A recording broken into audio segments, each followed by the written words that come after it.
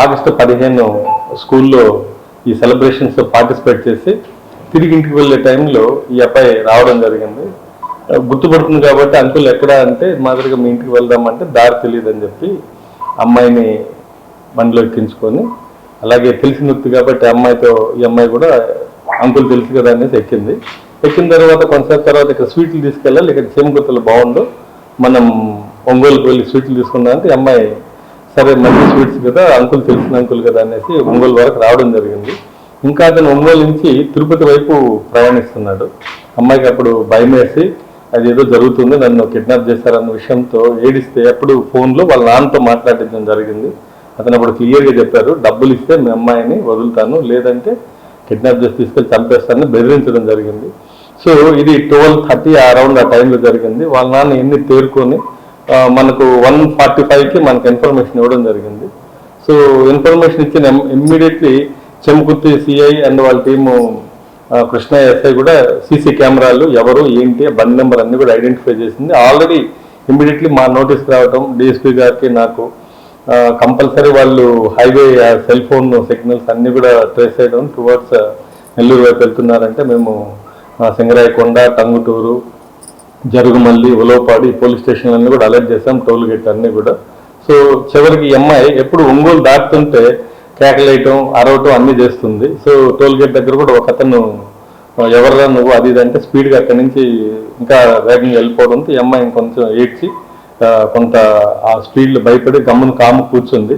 So మన టీంలన్నీ కూడా Rajesh and team కూడా ఇక్కడి నుంచి ఇన్ఫార్మ్ చేయడంతో మనకు కావలి రూరల్ దగ్గర బిట్రగుంటంగ దగ్గర ఆ కిడ్నాపర్ని ఈ అమ్మాయి కూడా అప్పుడు అక్కడ అరవడం అన్నీ చేయడంతో ఇమ్మీడియట్లీ ఐడెంటిఫై చేసి అమ్మాయిని మనం రెస్క్యూ చేయడం జరిగింది. చాలా ధైర్యంగా అమ్మాయి అక్కడ నన్ను కిడ్నాప్ చేశారని చెప్పడం, ఈ లోపల పోలీసులు వచ్చి ఆ రాజేష్ సిఐ టీం అంతా కూడా రెస్క్యూ చేయడం జరిగింది. అమ్మాయి చాలా ధైర్యంగా వెనక కూర్చున్నా కూడా భయపడకుండా ఎక్కడ కూడా పోలీసులు వాళ్ళ నాన్న కూడా చెప్పింది ఫోన్లో కూడా. బట్ వెళ్తున్నప్పుడు ఏడవటం, సిగ్నల్ ఇవ్వడం, నన్ను కిడ్నాప్ చేశారనేసి అతను టోల్ గేట్ దగ్గర తరుముకోవడం ఇవన్నీ కూడా జరిగాయి.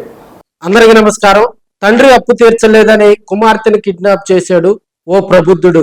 కేవలం 2 గంటల సమయంలోనే పోలీసులు చాకచక్యంగా కూడా సినిమాను తలపించే విధంగా చేజింగ్ చేసి 2 గంటల వ్యవధిలోనే ప్రకాశం పోలీసులు తమ సత్తా చాటారు. బిడ్డను క్షేమంగా తల్లిదండ్రులు ఒడిగి చేర్చారు. ఒళ్ళు గగుర్చి పుట్టేటువంటి ఈ సంఘటన ప్రకాశం జిల్లా పరిధిలోనే చేమకుర్తి పోలీస్ స్టేషన్ పరిధిలో జరిగిందంటే నమ్మశక్యంగా ఉండదు. ఎందుకంటే మూవవారిపాలెనికి చెందిన ఓ చిన్నారి చేమకుర్తిలోనే ఓ ప్రైవేట్ స్కూల్లో విద్యను అభ్యసిస్తా ఉంది. ఆమె తండ్రి మరి కుంచాల శ్రీనివాసరావు గతంలో సెల్ టవర్లు నిర్మాణానికి సంబంధించినటువంటి పనులు నిర్వహిస్తూ ఉండేవాడు. గతంలో తిరుపతిలో ఈశ్వర్ రెడ్డి అనే వ్యక్తి దగ్గర కూడా కొంత 5 లక్షలకు పైగా కూడా నగదు అప్పు తీసుకొని కొంత మొత్తం చెల్లించినట్టుగా కూడా సమాచారం తెలుస్తా ఉంది. అయితే అక్కడి నుంచి వచ్చేసినటువంటి శ్రీనివాసరావు తన పని తను చేసుకుంటా ఉండగా ఈశ్వర్ రెడ్డి తనకు అప్పు చెల్లించలేదనే అక్కసును పెంచుకొని చేమకుర్తిలో ప్రైవేట్ స్కూల్లో చదువుతున్నటువంటి చిన్నారికి మాయ మాటలు చెప్పి తన తండ్రి వద్దకు తీసుకెళ్తానని మాయ మాటలు చెప్పి ఆమెను మరి చేమకుర్తి స్కూల్ బయట కిడ్నాప్ చేసి అక్కడి నుంచి కూడా నెల్లూరుకు తీసుకెళ్లేందుకు పథకం వేశాడు. ఒంగోలు వెళ్లి తినుబండారాలు తీసుకువద్దామని చెప్పి ఆ బిడ్డకు మరి లేనిపోయిన ఆశలు రేకెత్తిచ్చాడు. ఒంగోలు చేరిన తర్వాత చిన్నారి మారం చేయటంతో ఆమె తండ్రికి ఫోన్ చేసి మరి ఈశ్వర్ మాట్లాడటం జరిగింది. తనకు బాకీ చెల్లించకపోయేసరికి కుమార్తెను కిడ్నాప్ చేస్తున్నానని కుంచాల శ్రీనివాసరావుకు తెలపడంతో అవాక్కైనటువంటి మరి శ్రీనివాసులు తేరుకొని చేమకుర్తి పోలీసులను ఆశ్రయించడం జరిగింది.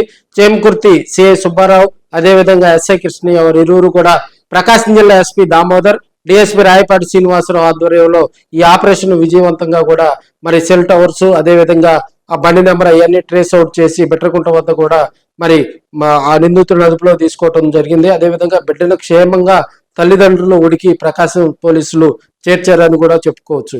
ఎందుకంటే ఇప్పటికైనా కూడా ఆడబిడ్డలు ఉన్నటువంటి తల్లిదండ్రులకు మనం తెలియజేసేది ఒకటే, మరి స్కూల్ దగ్గర కూడా ఈ మధ్య కాలంలో ఎక్కువ ఇలాంటి ఘటనలు జరుగుతూ ఉన్నాయి.